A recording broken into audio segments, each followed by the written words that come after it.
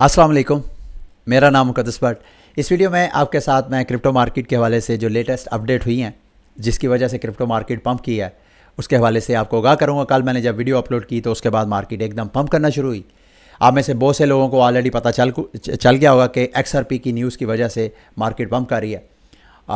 जिन लोगों को नहीं पता, इस वीडियो में मैं आपको बताऊंगा कि कल ऐसा कौन सा इवेंट हुआ है जिस वजह से क्रिप्टो मार्केट एकदम बुलिश हो गई है और क्या ये बुलिश जो है वो सस्टेनेबल है या नहीं, उसको भी इस वीडियो में डिस्कस करेंगे। और आइंदा कल के इवेंट के बाद क्रिप्टो मार्केट का क्या फ्यूचर है, ऐसी कौन सी चीज़ें हैं जो मार्केट को मज़ीद पंप कर सकती हैं और कौन सी ऐसी चीज़ें हैं जो मार्केट को अभी भी बैरिश कर सकती हैं, उन सब को आज की वीडियो में डिस्कस करेंगे। सबसे पहले आते हैं आज के जो हमारे बुलेटिन के स्पॉन्सर है डेक्स पूल के हवाले से। ऑलरेडी इन्होंने हमारे बुलेटिन को स्पॉन्सर किया हुआ है। ये एक पेड कंटेंट है। मैं जितनी इन्फॉर्मेशन डेक्स पूल के हवाले से आपके साथ शेयर करूँगा, ये मेरा डिस्क्लेमर है। मेरा मकसद सिर्फ और सिर्फ आपको एजुकेट करना है इनके प्लेटफॉर्म से मुतल्लिक। इसको कोई भी आपने फाइनेंशियल एडवाइस नहीं लेना। डेक्स पूल एक cross chain automatic liquidity protocol है जहां पे आप एज अ इन्वेस्टर अपनी लिक्विडिटी प्रोवाइड करके मार्केट मेकर बन सकते हैं। इनका रिवॉर्ड जो है हाईली अनसस्टेनेबल मुझे लगता है। और दूसरा इसका जो सुर्खबत्ती है वो ये कि ये एक सेंट्रलाइज प्लेटफॉर्म है जहां यहाँ पे अगर आप अपनी लिक्विडिटी प्रोवाइड करेंगे तो वो बराह रास्त आपके वॉलेट के साथ नहीं होगी, बल्कि पहले आप इनके वॉलेट्स में डिपॉजिट करेंगे, उसके बाद आप यहाँ पे लिक्विडिटी प्रोवाइड करके प्रॉफिट टेकिंग करेंगे। यहाँ पे डैशबोर्ड पे अगर आप आएँ तो आपको सारा इनका डैशबोर्ड डेक्स पूल का नज़र आ जाएगा, जहाँ पे आपको मुख्तलिफ वो ये देखें टॉप अप करना, लिक्विडिटी प्रोवाइड करना, मैनेज लिक्विडिटी करना। ऐड लिक्विडिटी पे अगर आप क्लिक करेंगे तो यहाँ पे कौन कौन से क्रिप्टो करेंसीज़ की आप लिक्विडिटी प्रोवाइड करके as a market maker profit taking कर सकते हैं, उसकी सारी डिटेल मिल जाएगी। रिवॉर्ड भी यहाँ पे आपको नज़र आ रहा है। ये XRP का रिवार्ड 0.5% पे इस वक्त आ गया। थोड़ी देर पहले ये 0.15% था। ये रिवॉर्ड फिक्स नहीं है, डिमांड एंड सप्लाई की वजह से ये जो 8 घंटे वाला रिवॉर्ड है ये रिवॉर्ड चेंज होता रहता है। तो ये इस प्लेटफॉर्म का अच्छी तरह ड्यू डिलिजेंस करके, तो अगर आपने इनके साथ इंगेज होना है तो आप इंगेज हों। अब आते हैं, इससे पहले कि कल के इवेंट को मैं डिस्कस करूं, थोड़ा सा मैं सारी क्रिप्टो करेंसी मार्केट को आपके साथ शेयर करना चाहता हूं। कल जो XRP और SEC का एक केस आ उसका फ़ैसला आया। उस फैसले के बाद XRP की प्राइस 47 सेंट से पंप करके 94 सेंट तक गई। फिर उसके बाद एक स्टेलर ल्यूमन जो टोकन है XL में उनका जो टोकन है XLM, उसकी प्राइस 9 सेंट से बढ़ के 19 सेंट तक गई। यानी ये दोनों क्रिप्टो करेंसीज पिछले 24 आवर्स में 90% से ज़्यादा पंप की।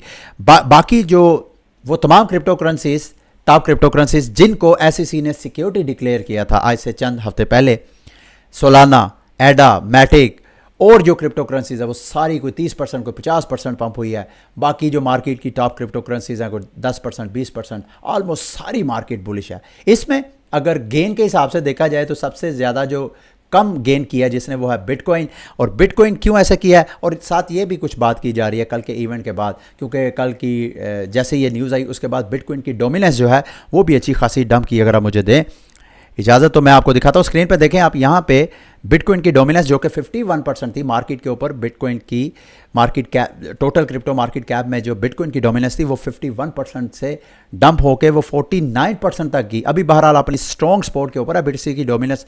और इसी को देखते हुए कुछ लोग समझते हैं कि शायद आल्ट सीज़न इस इवेंट के बाद वो स्टार्ट हो गया। चंद दिन पहले मैंने आपके साथ अपनी ओपिनियन का इज़हार किया था कि अब मार्केट के जो फंडामेंटल चेंजेस हुए हैं क्रिप्टो मार्केट में, उसकी बेस पे ये जो आल्ट सीज़न और बिटकॉइन सीज़न, ये जो बड़ा ओवियस हमें नज़र आते थे सीज़न, वो अब थोड़ा सा कम हो गया जिस तरह की मार्केट की डेवलपमेंट्स वगैरह हुई हैं। तो मैं नहीं समझता कोई आल्ट सीज़न ऐसा स्टार्ट हुआ है। अब सारी मार्केट एक साथ ही पंप करती है और एक साथ ही डंप करती है। इस बात में भी कोई शक नहीं है कि ये पंप और डंप को लीड करने वाला या मोस्टली BTC होता है या कोई ना कोई इवेंट होता है। जैसे कि कल का जो इवेंट हुआ है इसमें बिटकॉइन ने सबसे कम गेन किया, जबकि जो दीगर मार्केट की आल्ट कॉइन्स हैं उन्होंने, क्योंकि न्यूज़ उन आल्ट कॉइन्स से रेलिवेंट थी, इसी वजह से वो आपको पंप। तो सीज़न सूजन वाला ऐसा कोई सीन मुझे नज़र नहीं आता। अच्छा, अब मैं आपको वो फ़ैसला जो कल SEC और XRP के हवाले से अमेरिका के जज ने दिया है, लॉरेंस, उनका 34 सफ़ात पे मुश्तमिल ये फ़ैसला है। अगर आपने ये स्टडी करना है तो इसका लिंक मैं वीडियो के डिस्क्रिप्शन में आपके साथ शेयर कर दूंगा, इसको स्टडी कर लीजिएगा। मुख्तसर मैं आपको जितना मैंने स्टडी किया है मैं आपको बता देता हूँ।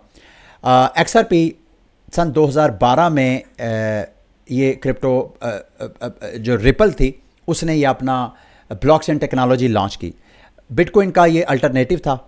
इन्होंने कहा जी कि ये जो क्रॉस बॉर्डर पेमेंट्स होती हैं, वो क्रॉस बॉर्डर पेमेंट्स जो कि बैंकों के ज़रिए हुआ करती थी, तो रिपल का दावा ये था कि बिटकॉइन के ज़रिए तो ये काम नहीं हो सकता, क्योंकि बिटकॉइन जो है वो इतना स्केलेबल नहीं है। तो हमारा जो लेजर सिस्टम है, हमारी जो टेक्नोलॉजी है, बिटकॉइन से ज़्यादा स्केलेबल है, ज़्यादा स्पीडी है और सस्ती है। तो हम जो जितने दुनिया के बैंक हैं, इन सब को फैसिलिटेट करेंगे क्रॉस बॉर्डर पेमेंट्स के लिए। तो इस वजह से रिपल ने अपना एक सेंट्रलाइज ब्लॉकचेन टेक्नोलॉजी लॉन्च की, जिसका XRP टोकन था। ये सन 2012 से आता आ रहा था। दिसंबर 2020 में यकायक अमेरिका की सिक्योरिटी एंड एक्सचेंज कमीशन ने इनको नोटिस जारी करने शुरू कर दिया कि आपने ये जो टोकन XRP सेल किए हैं वो सिक्योरिटीज़ हैं, तो आप हमसे लाइसेंस लें तब आप काम कर सकते हैं, अदरवाइज़ हम आपको काम नहीं करने देंगे। उसके बाद ये केस चलता रहा सन 2020 से लेके आज कल, जब इसका फैसला आया। और फैसले में जो जज साहिबा हैं मोहतरमा, उन्होंने भी फैसला इस तरह का दिया कि दोनों पार्टीज़ बहुत खुश हैं। इस सारे जो फैसले की समरी है, उसका लुब्बे लबाब ये है कि XRP की जो सेल्स हुई है टोकन की, उसको 3 हिस्सों में तकसीम किया है। उनमें से 2 हिस्से XRP के फेवर में गए हैं और 1 हिस्सा जो है वो SEC के फेवर में गया है।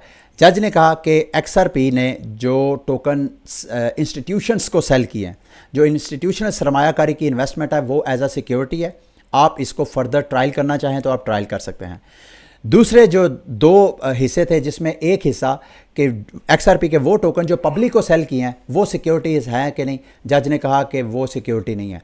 और दूसरा हिस्सा इसी पार्ट का ये था कि अगर XRP टोकन एम्प्लॉयज़ को दिए गए हैं, उनको जो XRP और ब्लॉकचेन इस सारे लेजर सिस्टम को, इस लैब्स को मैनेज कर रहा है, तो उनको अगर टोकन दिया तो वो भी सिक्योरिटी नहीं है। तो इस वजह से दोनों विन विन सिचुएशन में, दोनों की अगर स्टेटमेंट देखें तो दोनों जो है आप अपनी पब्लिक अनाउंसमेंट कर रहे हैं कि हमने जो है, ये देखें यहाँ पे SEC ने वी आर प्लीज, हम बहुत खुश हैं, कोर्ट ने XRP के टोकन को जो कि रिपल ने सेल किए थे उसको एक कॉन्ट्रैक्ट और सिक्योरिटी लॉज की वायलेशन डिक्लेयर किया है सम सर्कमस्टांसेस में, जैसे मैंने आपको एक्सप्लेन कर दिया।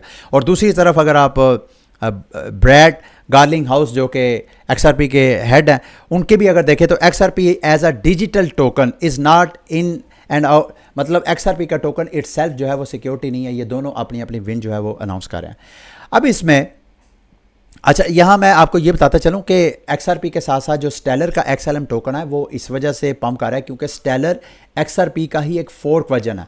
ये दोनों सेंट्रलाइज प्लेटफॉर्म आप इनको कह सकते हैं। इनका मकसद जो क्रॉस बॉर्डर पेमेंट्स हैं उनको फैसिलिटेट करना था। अब ये दोनों सबसे ज़्यादा मार्केट में पंप किए हैं, ठीक है। अब मैं इस सारी सिचुएशन में जो पंप की वजूहत हैं, एक तो ये न्यूज़ है जिस वजह से XRP और सारी मार्केट उसके साथ साथ पंप किया। क्यों किया? क्योंकि जज का ये कहना कि क्रिप्टो करेंसीज इटसेल्फ सिक्योरिटी नहीं है बल्कि वो डिजिटल एसेट्स हैं। आगे उनकी सेल किस तरीके से होती है ये डिसाइड करेगा कि वो सिक्योरिटी है या टोकन है। जैसे XRP के केस में अगर तो वो इंस्टीट्यूशंस को सरमायाकारी के लिए वो सेल किए गए हैं तो वो सिक्योरिटी है, उसका लाइसेंस लेना चाहिए। अगर तो वो पब्लिक के लिए ओपन है तो फिर वो नहीं। तो इस वजह से सारी आर्ट मार्केट क्रिप्टो करेंसीज के ऊपर जो प्रेशर था वो भी रिलीज़ हुआ। अब एक तो न्यूज़ की वजह से, और दूसरा मैंने कल की वीडियो में आपके साथ शेयर किया था कि कैनेडियन एक्सचेंज ने XRP को दोबारा रीलिस्ट किया इस न्यूज़ से पहले। इस न्यूज़ के आने के बाद फिर जो दीगर अमेरिकन एक्सचेंजेस हैं, बड़ी बड़ी एक्सचेंजेस, जिसमें Crypto.com, उन्होंने भी क्रिप्टो XRP को रीलिस्ट करने की अनाउंसमेंट की है। क्रैकन ने भी की है, जिमेनाई ने भी की है, और फाइनली कोइनबेस ने भी इसको रीलिस्ट करने की अनाउंसमेंट की है। तो ये किसी भी क्रिप्टो करेंसी का टॉप एक्सचेंजेस पे लिस्ट होना ही इटसेल्फ उस मार्केट की पंप के लिए बहुत बड़ी न्यूज़ हो सकती है।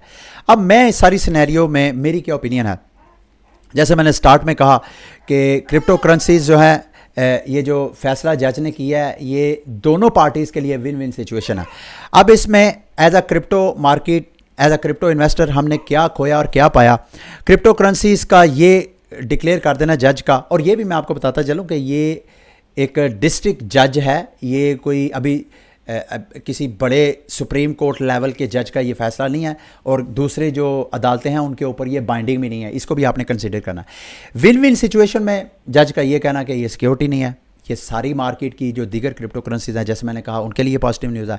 दूसरा, एक्सचेंजेस का के ज़रिए क्रिप्टो करेंसीज की सेल करना, ये स्टेटमेंट भी इटसेल्फ क्रिप्टो मार्केट के लिए बहुत पॉजिटिव न्यूज़ है, क्योंकि आपको पता है कि SEC कोइनबेस को भी और बाइनांस को भी लीगल नोटिस जारी कर चुका है इन क्रिप्टो करेंसीज जिसको वो सिक्योरिटी समझता है उनकी ट्रेडिंग प्रोवाइड करने की वजह से। तो ये भी विन विन सिचुएशन है। दूसरा, जैसे मैंने आपको कहा कि ये जो ऑर्डर है दूसरी अदालतों के ऊपर बाइंडिंग नहीं है। फिर ये इस फैसले का एक हिस्सा ये कहता है कि अगर SEC चाहे तो वो वाला हिस्सा जो कि 700 मिलियन से ज़्यादा की अमाउंट जो उन्होंने इंस्टीट्यूशन सरमायाकारों को की है उसका मज़ीद ट्रायल अगर करना चाहें तो वो ट्रायल कर सकते हैं। और दूसरा, इसकी अपील भी कर सकते हैं। अगर अपील में चले जाते हैं तो फिर भी मार्केट डंप कर सकती है, अगर ट्रायल में जाते हैं तो फिर भी मार्केट डंप कर सकती है आर्जी तौर पे। फिर उसके बाद ट्रायल का क्या फैसला आएगा, मार्केट फिर उस तरफ वॉच करती जाएगी। और दूसरा नेगेटिव जो लूज़ किया, अगर वेंचर कैपिटलिस्ट सरमायादारों की इन्वेस्टमेंट को पहले आप SEC से पहले लाइसेंस लेके तो इस तरह सरमायाकारी करें, इस वजह से मुझे ऐसा लग रहा है कि ये थोड़ा सा कॉम्प्लेक्स हो जाएगा मार्केट में। अगर सरमायादार इनिशियल स्टार्टअप को अगर सरमायाकारी नहीं करेंगे तो फिर ये भी मार्केट के लिए एक बैड चीज़ हो सकती है। अब मार्केट की जो मैं ओवरऑल जो चीज़ें हैं उसको क्या देख रहा हूँ, एक तो यह कि सारे आल्ट कोइंस हैं अब मौजूदा जो इस छोटा सा एक फैसला है एक डिस्ट्रिक्ट कोर्ट का, उसकी नज़र में फ़िलहाल ये है कि वो सिक्योरिटीज़ नहीं है। ये एक अच्छी चीज़ हुई है, क्लियर हुई है। दूसरा, अब आगे क्या देख रहे हैं, फेड भी आपके सामने जो अमेरिका इंटरेस्ट रेट बढ़ा रहा था, अब जो फेड का टारगेट था कि वहाँ पे महंगाई जो है वो 2% तक होनी चाहिए, वो जो CPI डाटा आया परसों का जो मैंने आपके साथ शेयर किया उसमें वो महंगाई कम होकर 3% तक ऑलरेडी आ चुकी है। एंड मुमकिन है जिस तरह की ये पॉलिसीज़ अपना रहे हैं अगले 2-4 माह के अंदर अंदर जो अमेरिका की फेडरेशन चाहती है कि 2% तक महंगाई आ जाए, अगर वो वहाँ पे आ जाती है तो इंटरेस्ट रेट मज़ीद बढ़ने के जो इम्कानात है वो कम हो जाए। कुछ तो ये कह रहे हैं कि अगले साल से इंटरेस्ट रेट बाकायदा फिर रिवर्स गियर भी मारना शुरू करेंगे। तो आइंदा जो वक्त है 6वां साल का, उसमें ऐसे लग रहा है कि उधर से जो इंटरेस्ट रेट की वजह से मार्केट पर प्रेशर था वो भी कम हो जाएगा। दूसरा, स्पॉट ETF, इस इवेंट के बाद तो स्पॉट ETF के हवाले से और पॉजिटिव सेंटीमेंट मार्केट में है। तो दूसरे लफ्ज़ों में बिटकॉइन स्पॉट ETF का मतलब एक तरह का फ्लड गेट है पैसे के लिए, बिलियंस ऑफ डॉलर का। एक बार स्पॉट ETF अप्रूव होता है, जिस दिन मैंने आपके साथ ये न्यूज़ शेयर की थी उस दिन मैंने आपको गोल्ड का चार्ट भी बताया था कि गोल्ड का चार्ट जैसे ही ETF अप्रूव हुआ गोल्ड का, उसके बाद गोल्ड की प्राइस कहाँ से कहाँ पहुँच गई। फिर उसके बाद मार्केट में जो फोर्स सेलर्स थे, यानी जो ऐसे तमाम क्रिप्टो प्रोजेक्ट्स जो कि बैंकरप्ट हो चुके थे, उनके जो एसेट्स थे वो लिक्विडेट होने थे मार्केट में, वो फोर्स जो सेलर का प्रेशर है वो भी आहिस्ता आहिस्ता इतना कम हो गया कि उसका मार्केट के ऊपर इतना इम्पैक्ट नहीं नज़र आएगा। और बिटकॉइन की हाल्विंग भी एक मेजर इवेंट है जिसको आपने क्लोजली वॉच करना है। और लार्जेस्ट एसेट मैनेजमेंट, जिसमें दुनिया के जो लार्जेस्ट एसेट मैनेजमेंट है वो बिटकॉइन की स्पॉट ETF के लिए कह रहे हैं। तो इसका मतलब है जो स्पॉट ETF के बाद अप्रूवल वगैरह हो जाती है तो जो क्रिप्टो मार्केट में सरमायाकारी है वो मिलियंस में नहीं बल्कि बिलियंस तक जा सकती है। तो ये ओवरऑल सारी क्रिप्टो मार्केट के लिए बहुत अच्छी न्यूज़ हो सकती है। ये वो सारे बुलिश सिनेरियोज़ हैं जो मुझे सामने नज़र आ रहे हैं। और दूसरा, अगर इसके अलावा कोई गड़बड़ होनी है तो उनमें बड़ी बड़ी गड़बड़ क्या है, या तो अमेरिका जैसे बाइनांस के पीछे पड़ा हुआ है, किसी ना किसी तरीके से बाइनांस को साइडलाइन कर दे, इस तरह कर दे कि उसका मार्केट में शेयर कम हो जाए। और अगर वो इस तरह की कोई काविशें करता है तो उससे मार्केट में अच्छा खासा पैनिक आ सकता है। दूसरा, अगर ETF रिजेक्ट हो जाता है, ये भी मार्केट के लिए एक नेगेटिव न्यूज़ है, इसको भी हम इग्नोर नहीं कर सकते। और लास्ट में अगेन, अगर सतोशी नाकामोटो को कोई ना कोई ट्रेस आउट कर देता है या सतोशी नाकामोटो एकदम ज़िंदा हो जाता है, वैसे तो हाल फिनी मैं ऑलरेडी अपनी ओपिनियन इस हवाले से शेयर कर चुका हूँ। ज़्यादातर मार्केट के एक्सपर्ट्स यही समझते हैं कि हाल फिनी ही सतोशी नाकामोटो था और वो ऑलरेडी डेड है, चांसेस तो इसके नहीं है। बहरहाल इसको हम इग्नोर नहीं कर सकते। ये थी आज की वीडियो। उम्मीद करता हूँ आज की वीडियो आपके लिए इन्फॉर्मेटिव रही होगी। अगली वीडियो तक के लिए मुझे इजाज़त दें। अल्लाह हाफिज़।